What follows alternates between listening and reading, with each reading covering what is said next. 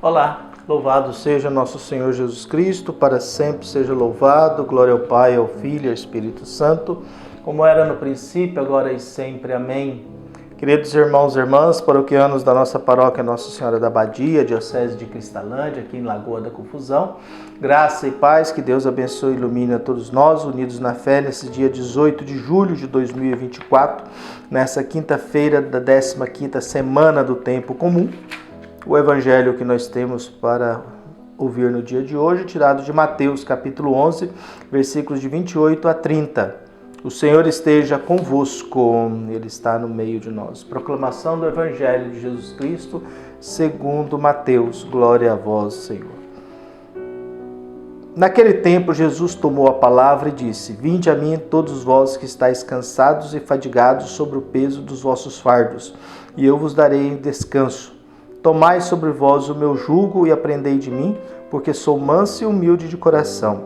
E vós encontrareis descanso, pois o meu jugo é suave e o meu fardo é leve. Palavra da salvação. Glória a vós, Senhor.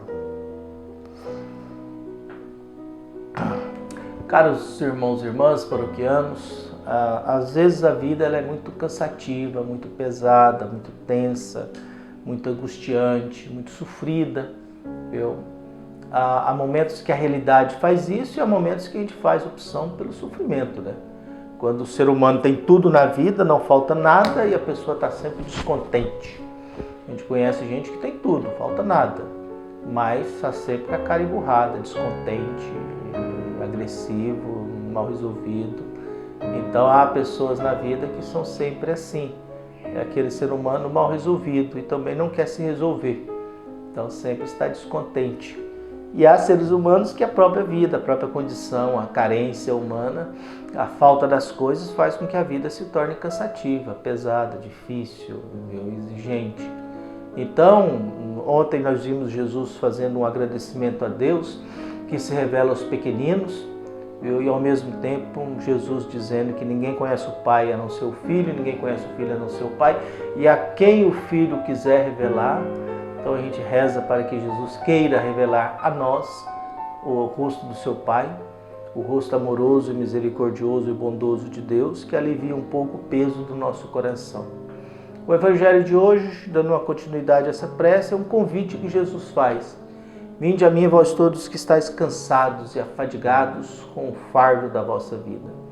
Quer dizer, Jesus está convidando aqueles que estão cansados, aqueles que se sentem oprimidos pelo fardo que são colocados nas costas. Jesus convida para que eles vão ao encontro dele. Vinde a mim. Então é um convite que Jesus faz para que as pessoas que estão nesse estado, como ovelhas sem pastor, possam ir ao encontro dele. E o que ele irá oferecer neste encontro? Ele irá oferecer: eu vos darei descanso. Eu vos darei descanso. Há momentos em que a vida exige de nós descanso. Diante do cansaço, a gente precisa de descanso e não de cansaço. Porque nós vivemos num mundo que nos cobra muito.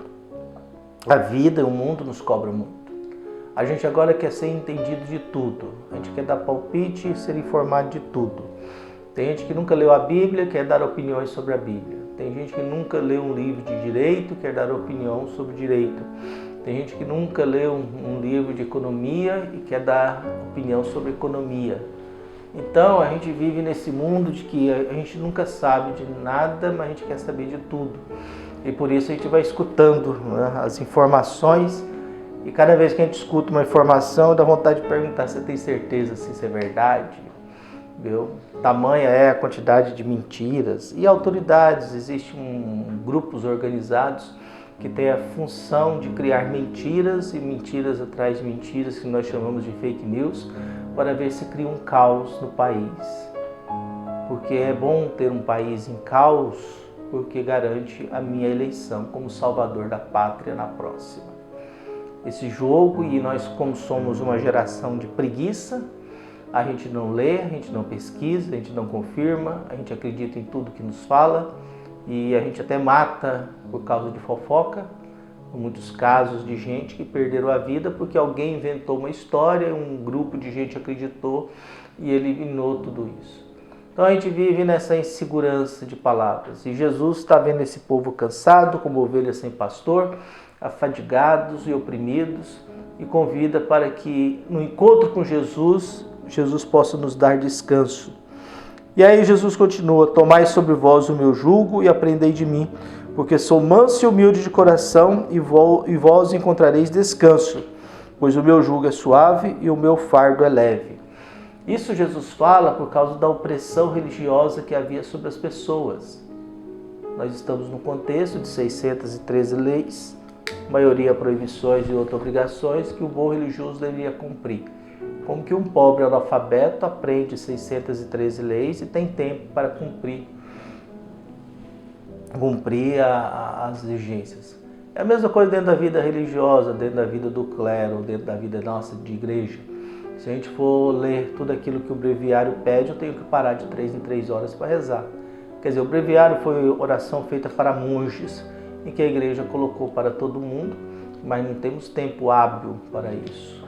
O missionário ou o homem de pastoral, não tem tempo de ficar parando de 3 em 3 horas para fazer as orações do breviário. Então a gente vive nesse mundo de hipocrisia. Nós vivemos numa igreja do pode não pode, viu? E às vezes no lugar da gente acolher as pessoas, a gente vai proibindo, e cartas oficiais de proibição, viu? Tem bispo que gosta disso, né? E proibindo. E aí quando proíbe, começa a hipocrisia, porque o povo não vai fazer aquilo. É igual quando os bispos proíbem bebida alcoólica nas festas da igreja. Aí o pessoal vai para a igreja, faz um pouquinho lá, depois vai para o bar mais próximo tomar sua bebida. Viu? Ou senão a igreja não vende, mas permite que alguém de fora venda. Então nós vivemos na hipocrisia, que a gente não tem noção do ridículo que a gente fica e faz. De que qualquer pessoa de bom senso às vezes ri das decisões ou das publicações que às vezes nós colocamos como se nós fôssemos os salvadores da pátria. Como se nós fôssemos os modelos de humanidade. Nós não somos modelos de humanidade. O clero da igreja não é modelo de humanidade. Os bispos não são modelos de humanidade. Principalmente esses que gostam do pode e não pode. Gosto daquilo de colocar leis e proibindo tudo. Como se nós fôssemos aqueles seres humanos exemplares. Depois a gente vai descobrindo os escândalos que tem na sacristia das igrejas, né?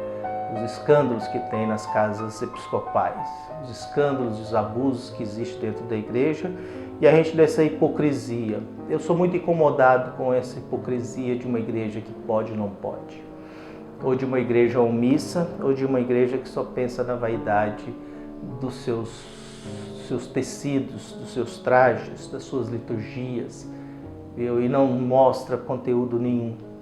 Não mostra nenhum ensinamento, não traz nenhuma orientação. De uma igreja que não traz soluções para quem teve uma vida, sem orientação, sem formação, sem catequese. Eu gosto muito do meu bispo, que ele deu uma orientação, que todas as vezes que alguém for ao seu encontro, não deixa essa pessoa ir embora sem uma solução ou uma esperança de um problema que ela apresentou. E eu penso que é assim que nós devemos agir. Porque caso contrário, essa igreja do pode e não pode, que tudo é proibido, desse puritanismo farisaico que nós temos, e depois a gente descobre nos bastidores como existe desonestidade, corrupção, desvio de dinheiro, prostituição, essa trejeira toda, a gente fica vendendo uma imagem que nós não temos e criando realidades que não condiz com uma coerência, com uma verdade, como se a questão da bebida dentro do mundo religioso fosse o problema mais sério, e que isso resolverá o problema do alcoolismo do mundo. O problema do alcoolismo do mundo está na pobreza, na miséria, está em outros ambientes, em que nós muitas vezes não vamos lá, em que nós muitas vezes não temos o que oferecer para eles. Nós temos muitos moradores aqui de rua e eu não ofereço nada para eles.